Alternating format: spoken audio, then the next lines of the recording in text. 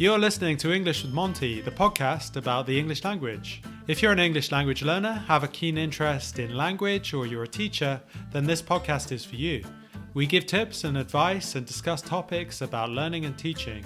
We hope you find it fun and informative, that it gives you help and encouragement in your journey with the English language.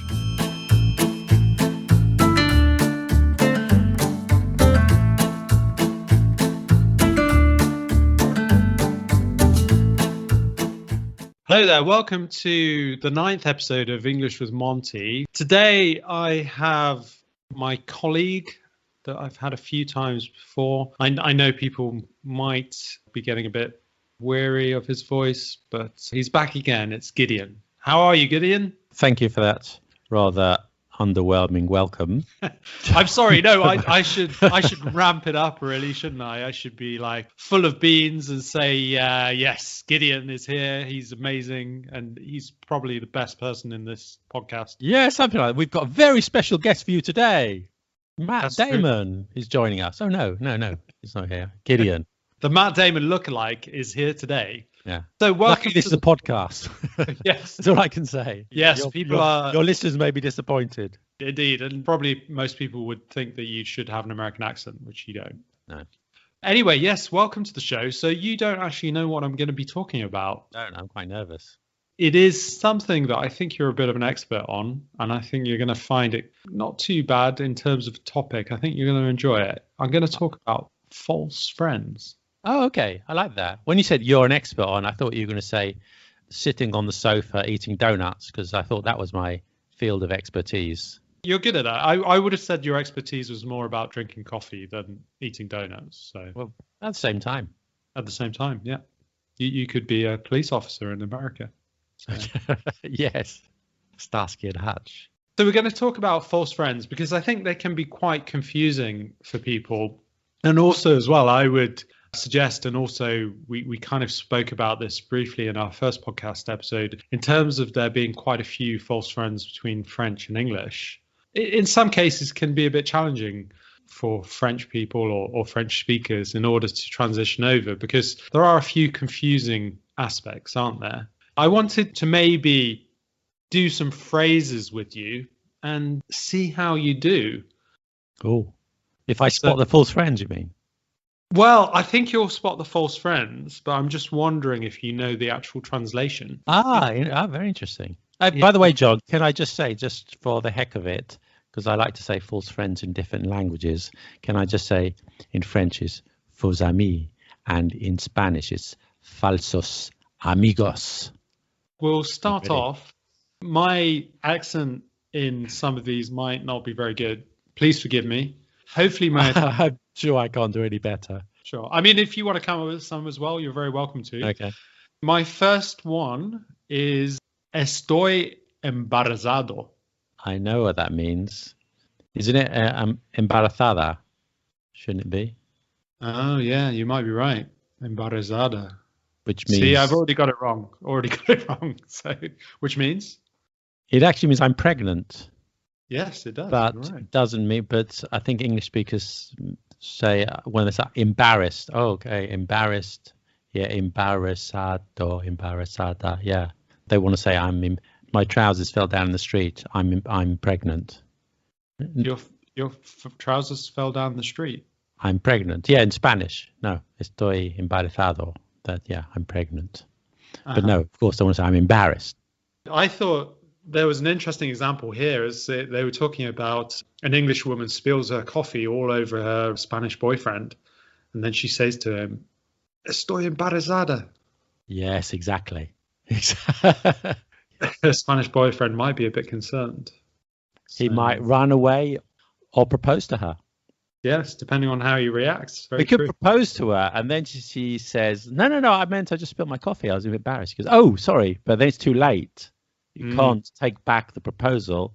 So they get married for many years, all because of an accidental coffee spillage. True, and this is how important false friends are, right? Exactly, life-changing. Yeah, and I would say this English woman probably should have had some better Spanish lessons, I would suggest. So moving on to the next one. You'll probably correct my pronunciation on this because it's going to be a French one. Okay, my French pronunciation's less than good, shall we say? But carry on. Avez-vous les boutons? Avez-vous les boutons? Oh, I'm not sure. I'm not sure. Do you have the button? No, you've got me. According to my sources, it means that you have spots on your face. Ah, yes. Yeah, bouton is a spot. So it's not that you've got buttons. But how often do you have buttons? You were making. When was the last time you ever used that in English or any other language? Excuse me, do you have any buttons? The chocolate, those small round discs of chocolate, they're called buttons, aren't they? Okay. So that's possible. But also maybe you're making a cardigan. If you're making a cardigan, you need some buttons. Fair enough. I don't make cardigans. I just buy them at the shop. Fair enough. I thought that was quite an interesting one, and I'm quite pleased that I foxed you on that one, that you didn't get it. I'm sure all the French people listening will be like, "Oh my God, lives in Paris, doesn't know if he's talking about buttons or spots." Yeah, exactly. Yeah. Let's move on to another one. This is not actually going to be in the native language. This could be when a German comes over to the UK, for example, and they could say to the waiter. You do German now? Are you going to do German? No. I'm not going to do German. I'm not going to do a bad accent because I think I'd fail miserably. Potentially, they could come to a restaurant and they would say, "I would like to become a steak, please." Why would they say that? Oh, don't know. Do they mean I would like to have a steak? I assume. Yes. Don't know why. I guess it's kind of like I would like to get a steak. I suppose the translation would be, in German, they have bekommen. Yeah. Which would be obviously very similar to become. Yeah. I'm not sure if that ever really happens in restaurants, but it's quite an interesting one, isn't it? Yeah.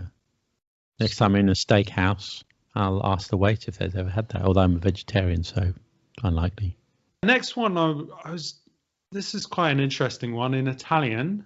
I think this possibly exists in French as well, but I'm going to say something to you. So, tu sei un uomo molto sensibile. You're a very sensitive guy. Excellent. That was very good, yes. Impressed though, a little bit Italian. Is it the same in French though as well? Yeah, same. It's the same. Yeah, in Spanish too, I think. Yeah, sensibile doesn't mean sensible. It means sensitive, doesn't it? Yes, it means sensitive. I guess if you're to say something is sensitivo, what would that mean? Sensitivo? I don't know, actually. I can't remember. What does it mean? It's like you're a bit of a psychic. Ah, okay. I didn't know that. Sensible means you do things in the correct way, don't you? Exactly. Sensible child does his homework and goes to bed on time. Exactly. You don't take any risks. Yeah. I guess it's probably not used too much, to be honest, to be a psychic, really. I guess it's more about being emotional in some way. So to some extent, I mean, I guess it depends on the context, of course. Yeah. But yes, you could be psychic in this case. I think this is quite a universal one as well. I'm not going to come up with a Portuguese phrase because I think I'll make a complete mess of it. So I'm just going to come up with the word. And I might pronounce it in an Italian way, so I apologize if I do. So, palazzo. Palazzo. that was your Portuguese accent, was it? Yeah, it's my best effort. Because it is actually lots of hateful comments now. This is true in Italian as well. This is the same kind of word. I didn't know that. Palazzo is a false friend. It is a false friend, yeah. It doesn't mean palace. It does not mean palace, no. Oh, I don't know. It means building. Oh, okay. Yeah, it is interesting, isn't it? I guess in Portuguese, apparently the false friend translation would be regia. Okay. I don't know. That kind of reminds me of the Queen or something, doesn't it? Regia. Yeah, I was thinking about the Queen. Yeah, regia. So what regia means? Building. It means palace. I imagine that English gets the word palace from French, palace. So maybe that's why it's not the same case with French and English. Yeah, possibly. That was a very interesting one. Okay, we're going to come on to another one, but actually this is going to be English. Okay. Going the other way around. Well, no, I'm not actually going to go the other way around. It's actually a translation from English to English. Oh, okay. which could be a curious one. You might be wondering what I'm going to say. So, Gideon, this morning I spilt coffee all over my pants. Ah, this is a British and American English. There you go. Yes. So unless, John, you don't wear trousers and you're sitting in the office just in your underwear and you spilt coffee, then I would say that pants, we say trousers in British English, don't we? Yes, we do. This is an interesting one, isn't it? I guess in terms of pants, it's more kind of like briefs, aren't they? So they're not like boxer shorts or anything like that. I guess that's the difference in British English as well. Yeah. Maybe they're not necessarily false friends, but I also thought this was a good opportunity to talk about a couple of other differences just in vocabulary between British English and American English, because you also have, so see if you can do this one. So in American English, you would say trunk. Ah, yeah, that's the boot. I hope I know a lot of these just by watching the American culture, so omnipresent, that I hope I know most of these. Anyway, yeah, that's the boot in British English, isn't it? Yes, exactly. Yeah, I think that's a good one to know. And then you have the hood. The hood, that's British English, the hood. Hood in the car. Yes, in the car I should have said on the, what is it? The chassis? No, that's wrong. Got me. What is it? It's a bonnet. Bonnet, yeah, the bonnet, yes. My first reflex is the Americans sometimes. I think you hear it so much in TV and movies. Yeah, of course, the bonnet. Look under the bonnet, yeah. Maybe one or two more. So subway. Underground. Yeah. I'm not sure about that. Can I contradict you a little bit? Go on. I think it differs from city to city because in New York it's a subway, but in Washington, D.C., it's a metro. Ah, okay. And in London, it's the underground, the tube. But I believe in Glasgow, it's called the metro. So that's when, my students in Paris, they say, I took the subway this morning. It just doesn't sound right. You say, it's the metro. It's the Paris metro. It's the name of the thing. So I think it differs from city to city, and it's not always subway or metro or underground. That is a good point. But also as well, I would say with subway, it does exist in British English, doesn't it? As like an area where you go under a road. Go under the road. Road. Exactly. That's true. Transport system. I think you could use different words, but yeah, I agree with you. I've got one for you. You finish yours because I've got one for you about American and British English, and maybe people don't know about, not many people know about. Yeah, sure. Go ahead. And it is a verb actually. And is the verb to table. What does that mean? Would it be to table emotion? So, for example, you put it in your schedule, like an official schedule for a meeting, for example? Yeah, so the idea in British English, because you're British, is to talk about something. Okay, I want to table this for the next meeting, okay? But in American English, it has the opposite meaning. To table something means not to talk about it. Well, let's table this, then move on to something else. Okay, that's curious. That's curious, and I know. I think my brother told me he went to the States and he used the word to table, and they misunderstood him. They thought he wasn't going to talk about it, and he started talking about it. And yeah, that is an interesting one, isn't it? You've reached the midpoint of the episode, and we thought we'd ask you a quick quiz question about which word is probably the most widely used English word throughout the world. Is it A, okay? B, internet, or C, sex? We'll answer your question at the end of the podcast, so stay tuned. This could be a bit more tricky. Apparently this is used in Polish. Okay. I'm going to pronounce this really horribly, but iść na spacer. I think you pronounce it horribly. Anyway, I don't know. I have no idea what you're talking about. So, iść na spacer. No, you've got me. Apparently, people confuse it with the idea of having like a space bar on your keyboard. In actual fact, spacer means to go for a walk. Oh, okay. How would you confuse the two? Excuse me. It's a beautiful day. I'm going to press the space bar. It's a good point. I guess you wouldn't, right? I guess in English, there's not really too much of a confusion there, is there, to some extent? Context is king. And I think that's normally how people would understand it.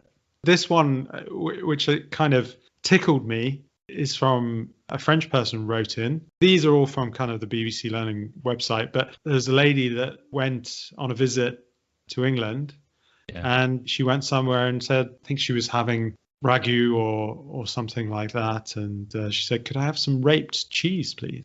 Oh, right. Yes. Yes. Fromage râpé. Grated. Yeah. That's a good one. So in English, that would be grated, wouldn't it? You Grated can obviously grate cheese, put on top of your ragu, or you can grate carrots as well, for example, to put in Did your you also ask for orange juice in a hurry? Because in French you say pressé, which means in a hurry, but also means squeezed. Orange pressé, squeezed orange juice, or orange juice in a hurry. Yeah. Oh, interesting. Maybe not many people have said that. Probably not. No. By the way, John, I do have a couple for you when you finish yours. I have a couple of false friends. Yeah, go ahead. False friend stories. Is this now the time? Yeah, now is the time. It's a great moment. When I was in Spain, a friend of mine made a faux pas with a false friend. He went to the park with a girl he was seeing, and he said, "Hay muchas putas en el parque." And he used the word putas, which means prostitutes. And she was very surprised. She was, what are you talking about? And he meant to say patos, which means ducks. Ah, okay. So there's lots of ducks in the park because it was nice. There's lots of ducks. There are lots of prostitutes in the park. In fact, there was another story about a guy in a taxi who was saying, voy ir al barrio. Uh-huh. And he kept on saying barrio. In that case, it would be like bar. The taxi driver was very kind of taken aback how insistent he was of going to the barrio. But do you know what that means? But barrio is the neighborhood. Okay, interesting. Perhaps it means something different depending on where you're from in the Spanish-speaking world. Yeah. So apparently it can also mean the red light district. Okay. I thought it's Barrio Rojo or something, isn't it? Possibly, yeah. No, Barrio Chino, the Chinese quarter. I think in Spain that's what they said. So I'm not sure. I'm sure you're right. It might have different uses throughout the Spanish-speaking world. We need a Spanish person, Spanish-speaking person. We do. So if anybody has noticed any irregularities in what we're saying, then please do let us know. We always like people writing in or leaving comments. Because also as well, I thought this is an interesting one. What do you call a car jack in Spanish? I don't know. El gato. Oh, yeah? The yeah. cat. Exactly. Yeah, it's brilliant, isn't it? Yeah, I didn't know that. You just have this image of a cat holding up a car. Yeah, while you change your tire, there's the cat just with its Why is it a cat? I guess maybe because you find cats under cars and perhaps some of them are quite strong. I've got one from French. Be careful of using the word excité, excited, because English say I'm very excited. I've just starting a new job today. I'm very excited. Excited, excité means sexually excited, hot, horny. So yeah, there's another one you have to be careful of. Yeah, that's a key one, isn't it? I hope you're not excited at the moment. Sorry to disappoint you, John, but no, I'm not. I feel very relieved now. I'm excited. Yeah, no, in the English sense, I am. Okay, yeah, well, of course. I wasn't sure what your question was, or what you were referring to, but no, in the English sense of the word, I'm very excited. Of course, I'm excited. It's an honor. It's a beautiful moment. It's a privilege. Yeah, I'm excited. Yeah. Well, exactly. I mean, now I was thinking the English sense. I wouldn't think any other way. So, yeah. I don't know if you have any more coming up, but I came across one with Swedish, which I thought was quite interesting. Okay. You'd walk around the street, see if you know this one. Again, my pronunciation is probably terrible, but walking around the street going, kisse, kisse, kisse. No idea. Pronunciation could be kiss. I don't know any Swedish. So I'm not asking for a kiss. I am looking for my puss, so my cat. Oh. How often do you lose your cat? Not very often, because I don't have. Okay, I have one from Swedish. Can I? You reminded me one from Sweden. Also, apparently, kiss in Swedish actually means urine. Okay. Don't put a kiss at the end of your love letter. Spelled the same way? Yes, apparently, yes. If you're talking about your puss, it's Kisse.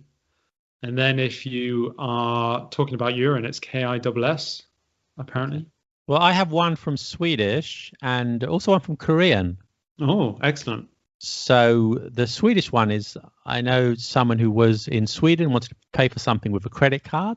She got out the credit card and then the person the cashier said, "Can I see your leg?" I said, "What?" He goes, can I see your leg? Apparently leg is an identity card in Sweden. And she was rather confused by the request. Yeah, that is a confusing request, isn't it? And did she show her leg to the person? She showed her leg. Yeah. Which leg, I won't say. And Korean, you said? Korean, this I get from watching too many Korean serials on Netflix. They always say the same thing. I know it counts as a false friend, but they often stick up their fists and say, "Fighting!" You always see that in Korean dramas. Fighting! I'm doing it now, even over the over the microphone. No one can see me, but I'm sticking up my fist and saying, "Fighting!" Do you know what it means? It's not about having a fight then? No, it means good luck. Oh, okay. You know, you're going in for exam, someone will say to you, "Fighting!" or whatever you have to do, which requires luck. Okay. I like it, actually. I think I'm going to adopt it in English. It's better than saying, "Good luck, mate." I guess you say break a leg in English, don't you? You would say break a leg. And why would you say break a leg? It's some superstition in the theatre, isn't it? Do you know the reason? I think it is something to do with a superstition, isn't it, in the theatre? So, yeah, it's like... The opposite you would want. Yeah, you say something which is the opposite of what you want. Yeah. The original expression is don't break a leg, isn't it? Oh, is it? I think so, yeah. So, because if you're on the stage, it's like saying, good luck, make sure you don't fall off the stage and break a leg. Yeah. Don't break a leg, as far as I know. Okay. Gonna move on to maybe one last one. So with Turkish, apparently the Turkish word for hello is merhaba. Try hard to resist the temptation to say hiya. So, for example, you would say that in English to say hiya, to say hello. But apparently in Turkish, hiya means testicle. Oh. So that wouldn't create a very good first impression. Yeah, you're right. Yes. So be careful. Testicle, everybody. Testicles. Because I guess maybe hiya is a bit more of an expression maybe from Wales, South Wales, isn't it? Possibly. Yeah. To say hello. More of a colloquial expression. That's about it for now. I mean, I think with false friends, and I guess listeners would know that there are quite a number of them, aren't there, really? And we could certainly make another episode out of this, and maybe we will in the future. If you have any particular false friends that you wanted to point out or wanted to be included in the next show, then send me an email. So john@monteenglish.co.uk. And also, I think, Gideon, you have a good false friends episode on your YouTube channel, don't you? Let Them Talk TV. No. Yes, I have with friends. Do you not? Well, it's more specific. I did a couple of videos about French false friends. Okay. That French speakers make in English. So, but that's a good idea for a YouTube video. But we got lots of other videos on YouTube on our channel. Let Them Talk TV. Got my plug in there. Yes, you did. Also, we've just done an episode for your podcast, Zeitgeist Banana. Yes, the podcast is called Zeitgeist Banana, and my very special guest this week is... Oh, it's you. It's you, John. Yeah. It's always me or Matt Jamin. Yeah, almost always you. Yeah. Almost always. No one else is prepared to sit and chat for me for 45 minutes. They find it intolerable, but you. I put up with you, it's true. But also, you do buy me the occasional coffee. And I did hear a rumor that you paid James £1,000 for his episode, so I'm a bit jealous. You just got the Pringles that I promised to send you, which never actually arrived. Then must be a quarantine thing, something between France and England. Maybe you're not allowed to send Pringles through the post. Something like that. It's okay.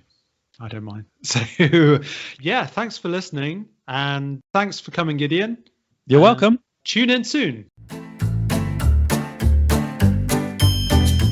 Remember our quiz question from earlier about which word is probably the most widely used English word throughout the world? Well, the answer is quite interesting. The answer is A, okay. So yeah, I guess it might be. We say okay a lot. Tune in next time to English with Monty.